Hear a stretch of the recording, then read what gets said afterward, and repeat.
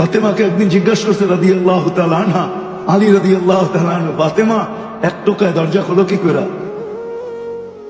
কয় শোনো, তুমি যখন ঘর থেকে যাও তুমি কখন ফিরে আসবা, এই আগ্রহ আর উদ্দীপনায় আমি বেশিরভাগ দরজায় পিঠ লাগায় দাঁড়ায় থাকি। আর আব্বাও শিখায়, বাবা আসছে, স্বামী স্ত্রী দেখবে স্বামী ফিরে আসছে, কি নিয়ে আসছে এটা দেখবে না, আজকে তো কি আনছে এটা দেখে, ঠিক না?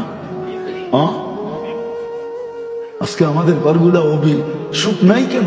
প্রসাদনী সব আছে, শুধু অভিযোগ আর চাহিদার কারণে নাই। লানত দিয়া ভরা আমাদের ঘরগুলা, বিশ্বাস হয় না? এই শব্দ আমি হাদিস থেকে আনিছি। ইব্রাহিম আলাইহিস ইসলাম আয়েশা পুত্রবধূকে জিজ্ঞাসা করছে কেমন আছো? সত্য বলছে বিলকুল। আয়েশা ছেলেকে পায় নাই, বলছে ইসমাইল কোথায়? বলছে কাজে গেছে। তাহলে ফিরবে কখন? জানি না, কিন্তু ওনারও দাঁড়ানোর সময় ছিল না। বলছে তোমরা কেমন আছো?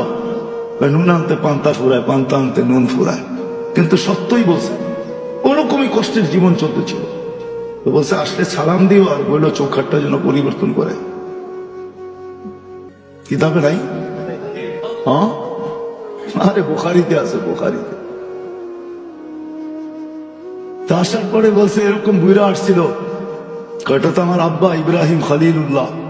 বলছে কি বলছে? বলে তোমার একটা লম্বা সালাম দিছে। আর কি জিজ্ঞাসা করছে? আমাদের অবস্থা কি বলছো?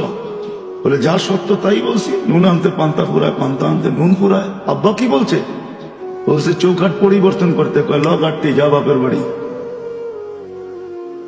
নবীর ঘরে অভিযোগ, এটাই তো লানত। দ্বিতীয়বার আবার বাড়ি যেয়ে শুরু করে দিয়ে না, কিন্তু আপনারা তো জেলা হইলেন জুমা 8 দিন, এর আগে তো ঢাকাই ছিলেন, ঠিক না? নারায়ণগঞ্জ, মুন্সিগঞ্জ সব তো একই ছিল, ঠিক না? সকালবেলা চলতো, সদরঘাট নামতো, বিকালবেলা আবার চলে আসতো, ঠিক না? এই তো ছিল জীবনের নিয়ম। এমন পুরান পুরান এলাকা পাওয়া যায়, ফার্নিচার এত ঢুকছে যে ঘরে জায়গা নেই, নিজেরাও কোনো মতে আর কি পাওটাও বেকাও করে এত ফার্নিচার ঢুকাইছে, ঠিক না? প্রসাদনী আছে, কিন্তু ঘরের ভিতরে লানত থাকার কারণে, চাহিদা অভিযোগ থাকার কারণে, দিনদারি না থাকার কারণে। দিনদারি যখন আসবে তার চাহিদা থাকবে না, অভিযোগ থাকবে না।